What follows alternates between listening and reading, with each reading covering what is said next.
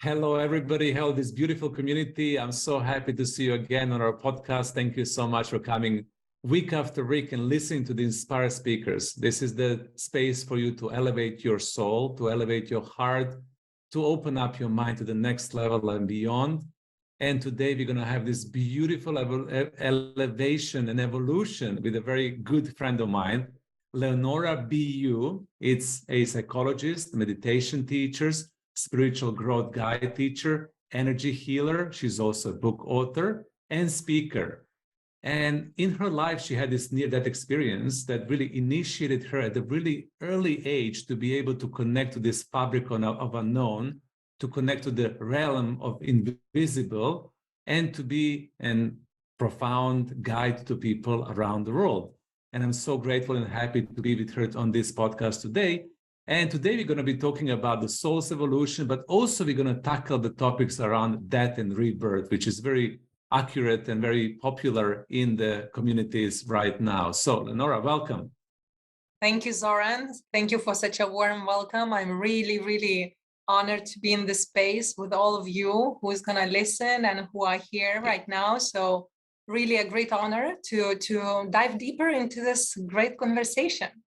So I cannot resist by asking about near-death experience, because it's always interesting to people. You know, they always ask, okay, what is that about? How did it go? You know, can you share just a little bit about that moment in your life, and then we can dive into other conversations?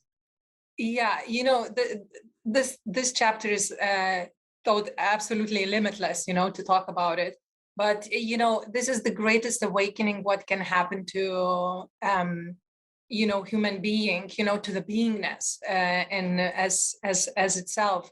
So for me, experiencing that was a greatest gift, that I didn't lose the memory when I came back to life. And that was a greatest connection to, let's say, another world and this world getting back together, you know. So basically the first thing what I want to remind everyone, when someone is dying or is dead and you are around those people, they are not dead. They are not dead at all. Because I remember myself, I've been talking to everyone, everybody were panicking. I had this, you know, my heart stopped and I had this poison in my body and, you know, many things have happened physically. But for soul, nothing happens. For soul, everything continues, because soul never was born and never was dead, is dead. So I kept on talking to the people around. I kept on saying, I'm fine, you know, and I kept on looking at my body as I would look at your car and I would say, oh, look, this was my car like last year. Now I bought another one, you know. So there's nothing, no attachments, no strings attached at all. And this is where no drama happens for the soul. And of course, then we go deeper into another layers and levels, because the energy, like universe, has its own laws, you know, laws of attraction. So once we get out from the matter, then the whole another steps happens to the soul. But it's very important to know, if you are around the situations where your beloved soul, like brother, sister, or whatever, family, friend, left their body, please keep on talking to them. Please keep on letting them know they are fine. You want to hear them, because this is how you can get in contact. This is how you can help for the soul, and also soul helps for you to transition in this very, let's say, in the human level, dramatic transition, but it's not very dramatic at all. For soul, is something incredible, expansive.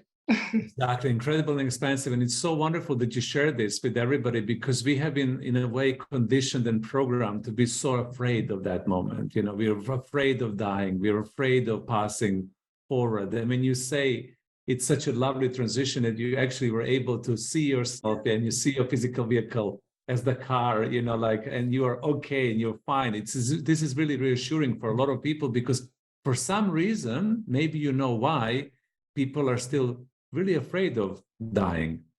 It's a natural program, not natural, it's unnatural programming happened in our society. It happened like, you know, quite few thousands, even more a year ago. But still, we can find in this society, the communities who are still celebrating death. who are still dressing up white, putting the flowers, dancing, singing, because they still know, they kept the secret. That secret that has been left very many thousands years ago behind us. But we still know that this is the greatest gift and the greatest possibility for infinite and limitless soul to expand, to transition, to get a better life, or to go somewhere else, or to really liberate so many things, not only for the soul, but for the collective, for the genetics, for so many levels and layers. Is actually, it must be celebrated. Of course, from the human level, I understand. We have this attachment, but it's also a program. It's also a program because we've been taught that death is the most scariest thing, because ego likes to control everything, to own everything, to know everything, and beyond ego, beyond the death, there is so much more that we don't control, but it is absolutely fantastic. Mm-hmm. And when you said also, beautiful, thank you so much for that. When you said also that you managed to remember how it is on the other side, what did you remember? I mean, you mentioned a few words: expansiveness, connection, infinite fabric, quantum field. But for you, what was that remembering like? What did you recall and you never lost in a way? It's like, for me, it was like opening the black box of the airplane when it crashed. It's been like, like thousands of information of lifetimes and humanity and transitions and cosmic, and everything happened at the same time. So we are so multidimensional and so multitasking that when the mind is beyond the control, when the mind is not controlling, that we don't have these limits, it's like you are everywhere. It means I was in all the timelines that I ever been. And at the same time, my soul was expanding in this timeline, as Leonora's timeline, to hug and say goodbye to everyone I loved in this lifetime. And it happened at the same, like if we go in 3D, it's at the same second. If we go beyond, it's limitless experience, Wow. I just want that audience and myself, when you're talking, I can just feel this in my heart, that timelessness and multidimensional self, and then also us being different versions of ourselves as well. And then that expansion and being able to be in the 3 seconds or to be in eternity of expansion. Amazing feeling. There is no time up there. There is absolutely no time there. Yeah. So what is then the soul incarnation purpose? So when the soul decides, okay, I'm ready now to embody myself in this physical body, I'm ready to kind of move away from that experience to this physical experience. In your perspective, what is the purpose of that?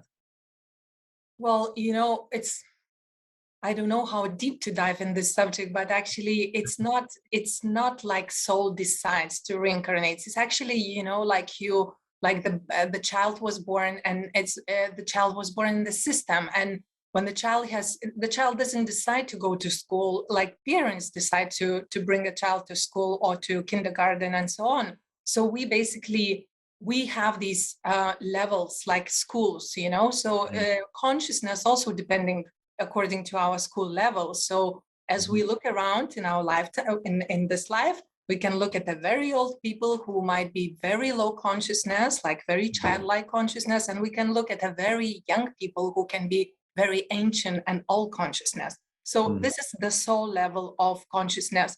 Until you don't graduate this, you don't choose. You come back always, right? Not always, but you come back at certain levels. So it's the same like at school. You didn't graduate your fifth grade of school. You come back in the summertime to practice before you go in the 6th grade. Or if you did it very bad, you come back to the same level, right? And we can go downgrade. Soul can downgrade at the same time. So it's like basically soul goes, in the possibility to relearn, to really to declutter a lot of programs, of course. but we should not forget that our karma, like people say, oh, it's my karma, oh, it's your karma. Our karma is our thoughts. So basically, you live in your thoughts. So soul as well, it goes to this decluttering of the thoughts. But basically, the way you live your life, the way you're going to be up there. So it's not like, okay, now I'm running to bring kids to school and then to make something for business and then to do this. And then when I will die, I will do something else. No, no, no. You will be running in your field, in your recordings of the soul, that you have to run something to do. And you will go in the same consciousness life to do and run again till you realize that this is not the game you came to play. If it makes clear. Great, beautiful. And what is the game we came to? So basically the game is remember us that that blissful moment where I lived and I just shared with you that we are multidimensional, limitless being beyond this planet Earth and cosmos and so on. So this is basically our joy and great value that we can manifest ourselves in the lowest vibration, which is matter. And still be the highest dimensional beings at the same time. We don't need to die. We don't need to crash. We don't need to have tragedies. We don't need to suffer. And therefore, there is a lot, of course, we as the most evolved beings who come by their, let's say, with their own decision. The ones who graduated the school, they come with their own decisions as teachers, as guides, as reminders, as mirrors. We've done it so many times. We're just here to really, with a compassion for the, I say it's not necessarily me, but the Ra group people, that we bump into each other and we say hi, or we remember that. So it's not about who's higher or lower. We all at the same time very compassionate to what's happening on this planet.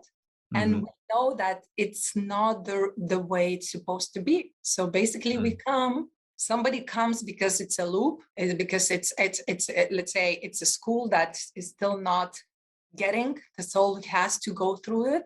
And somebody comes because it's like, okay, we have to, we dance multidimensional reality. Let's dance in the lowest dimension as well. Yes, and try it out and see what is the experience like, right? And be here in a now moment. Even we know what is an experience, but there are so many things that soul remembers and says, it's like even the human things like ice cream or making love can make somebody to come and reincarnate. It can be easy as that.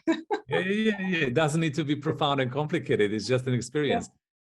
Before we got into that experience, I just want to check something with you because it stuck with me and I'm thinking about it as you're talking. You say that we have different levels and graduation. You compare the soul journey in throughout life, that soul can incarnate on a certain level with more consciousness or less consciousness, and when it graduates and learns something, then moves on. So what are those graduations? What are the key things that soul actually needs to learn in a lifetime to be able to move, let's say, on the different levels, throughout different levels? Yeah, so basically everything is based on love. It's like a main, base of the main universal construct is that, expansion of love. Love is that electricity that moves super fast, accumulates, heals, transforms, breaks everything. So basically, this is how we deal in our lives. Somebody forgive very easy. Somebody can go for the rest of their life with one story, and anger. And this is what it's based about. It's like, because if you love, you're definitely not gonna be in fear for, not having, let's say, about abundance. It's like naturally those things open up. So basically we can look at the humanity and we can look how everyone, we're dealing with the same things, each and every one. We have few things, the relationship, money, health, and how we express ourselves, creativity. So this is what we deal about, and then this is how we deal. It shows your basically your level. The consciousness, the level of the consciousness. So the more loving are we in this relationship, money, our social structures, the more we show up with the level of the higher unconditional love, that means that we're more in relationship and more evolved, so to say. Is that correct? Yes, again, we have to understand that it's multi-dimensional information. So we should not listen this information very linear, because we can take a monk in the mountain who's not in the relationship with anyone, but and the monk or she or he is in the relationship with the world and compassion, and they are not dealing with money, but they still dealing with that level of love and compassion. And we can go into a very simple examples, as such a simple person who is just going and helping everyone by by doing it naturally with no faking it. So this is how it works. It's just it doesn't matter actually what is the expression, the embodiment of the love and compassion. It's the most important thing. And I also think that's something which is also challenging to all of us, because we all want to be more loving. We all want to be more compassionate. We all want to be more empathic on a certain level. But sometimes we struggle because we have these different emotions of fear, anxiety, hatred, jealousy. We have lower frequency fears that kind of rob us of our ability to be able to be fully loving. Yeah, definitely. And soul knows that what is coming for, and knows the dimension of density, and knows perfectly what traps are, and more we experience, the more easy we go through, and less we experience, more dramatic we live life. And dramatic, I use that drama. I use it. I have the whole lection about dramas. yes And Netflix of our lives, sometimes we're so hooked to dramatic experience that we want to create this Netflix not to be boring, so we create dramas ourselves. Yeah. And if you are not bored about it, it's all fine. There is nothing wrong about it. But some souls, they are bored about these dramas because they've done that so many times. It's just not working. So I know. Exactly. So let's kind of make it more current, because right now we're recording in 2022. So some people might listen to this in 100 years, and some people might move to the timeline and listen to 100 years ago. It doesn't matter, because time doesn't exist. But what is, in your perspective, the most important thing for the soul in these times that we label as extremely challenging? A lot of people are reporting that they're being activated, they're being challenged by life, there is a level of intensity that everybody is talking about, like life is intense right now. We're witnessing a lot of geopolitical changes. We're seeing the world in turmoil. We've just kind of got out of the pandemic. So we've been through a lot in the last 2 to 3 years. So what I would love to talk to you right now, it's like, what is currently important for us to know from your perspective? So if I'm a soul that is incarnated in this body right now, in this specific timeline, right now, in this moment, what is important to know from your perspective? How do we navigate through these complexities and intensities right now? Yeah, and that's a profound question. I'll try. I know. I'll try to we can talk together. Try, I'll head on. You drop some little seeds as well. It's just the first thing what is coming right now in the field. Again, it's multidimensional, so probably for this field, it's important to really take attention towards, is to really go into your essence, because we are living the times of war of truth. We are living in times of so many war of beliefs. What to eat, how to eat, who's good, who's bad, how to survive, who's gonna die and who's not, and so on and so on and so on. And basically, it's a war of programs. It's a war of much more beyond that. We are all in the costumes of humans, but beyond inside of the humans are not only souls and not only the same, let's say, energies and the same interests. So if you are that human being that you feel that there is an essence of love within you, you definitely have to tune in with you to be you. And I'm saying about this be you, it's not like something very shallow. It's about something to really reconnect with your essence, in order for you to hear what you really here for and what is really true for you. Because otherwise we will be bombarded constantly and more by 5Gs, by technologies, by poisons, by informations, by opinions, and only you, by you resonating with your essence first, you're going to attract the right information for your divine essence, because their intelligence, divine intelligence, it is much more stronger than any program on this planet Earth. And this is when you tuning in with yourself as, okay, I am that, I'm that essence, and I really want to tune in every day in order to get to know myself. Not what somebody taught me at school, not what my parents told me, not what the radio and social media is saying, but what do I feel? What do I resonate? Where is my heart expanding? And I need to practice that. It's not a mental thing, it's a heart thing. So you basically constantly, you feel responsible to tune in your heart and basically get to know the truth through yourself. Only then you're gonna survive, you're gonna be alive, you're going to be healthy, you're going to find the right people, the right information, the right guidance, and everything is going to be fine because you already got the plan before coming to here. But if you lost it, the only way for you to find it is within, nowhere else. Yeah, so that journey within and connecting to that pure essence of you and connecting to the heart.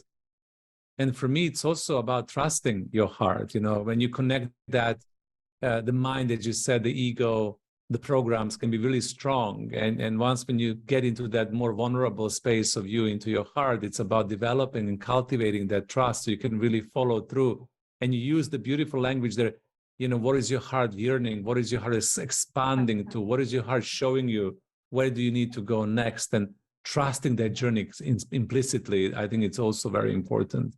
Exactly. And again, if somebody listen, let's say not from spiritual world and it's too much, you know, the word of ego, soul, whatever, I want to just let you know that ego is nothing evil, it's nothing bad. Ego is mind, but mind is always has made the human self body has made to serve soul, not vice versa. It's just everything was made upside down.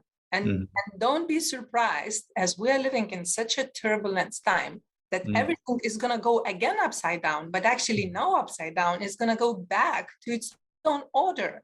Therefore, if you practice, as you, Soren, said, you know, to trust your heart, to tune in your heart, to feel the essence, this is basically your ego is going to be the best of the best.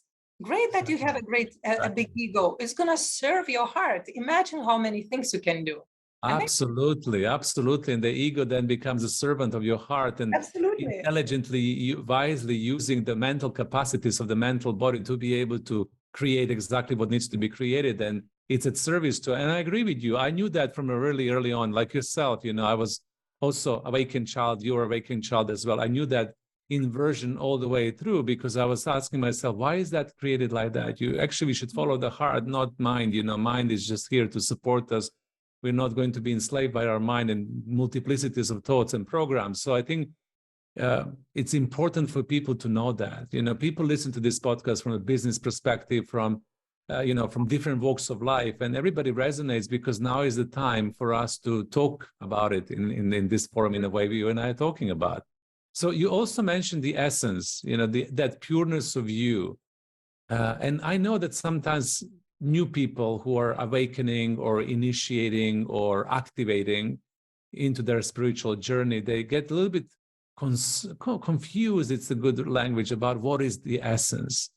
So how would you define that, and how would you get people to connect to their essence if they don't know how to do it? Right. You know, it's like probably the most basic thing would be for someone just, you know, because we have to stimulate our, you know, our senses.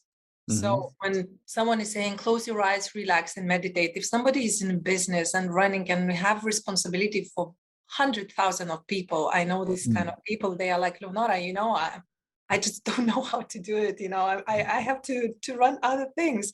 And I understand them because they're doing the same good things in a different, you know, way, role, way, whatever it is.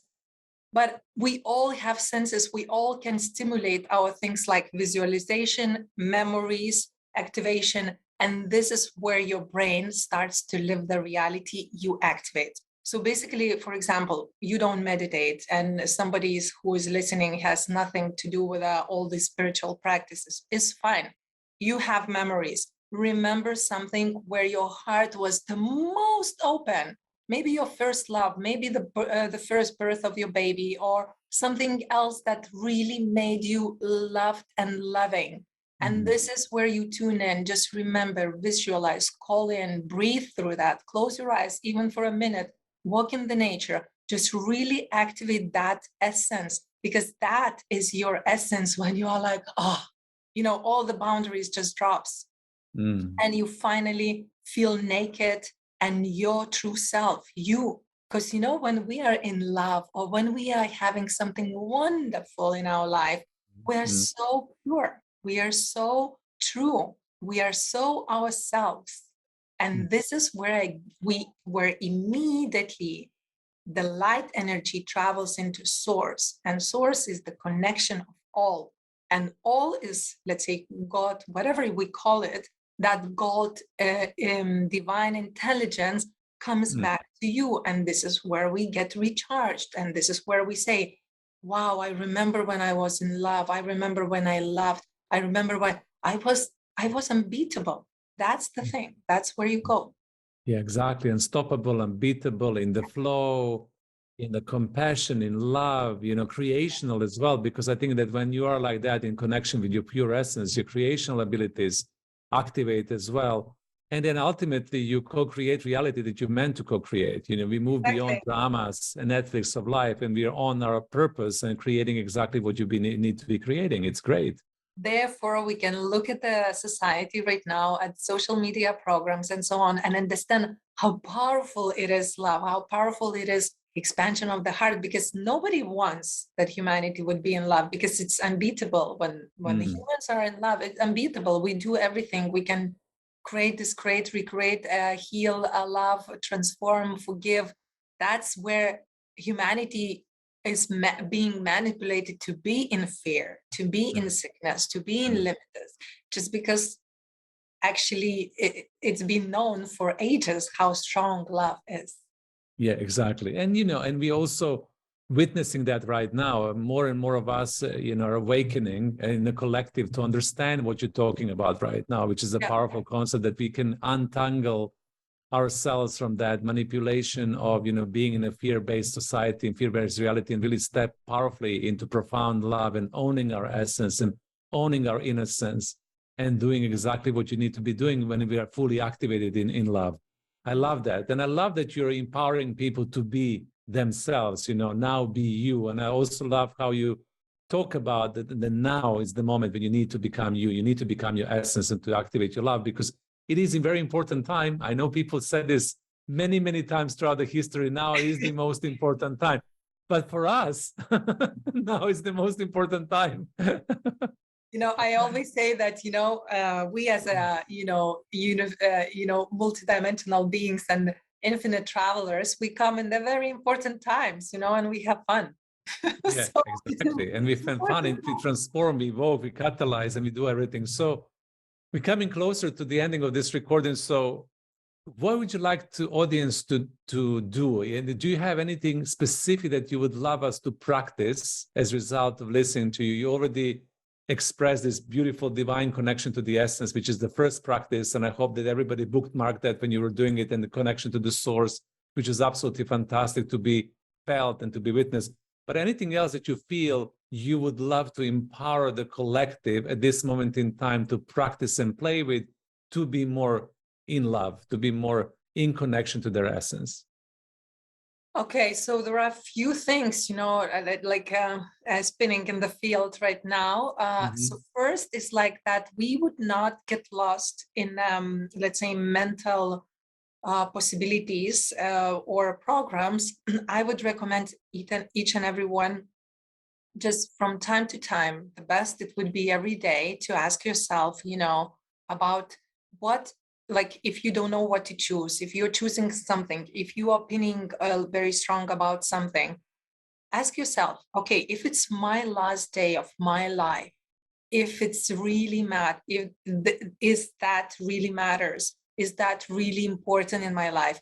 Am I impacting my life after my life, after my death?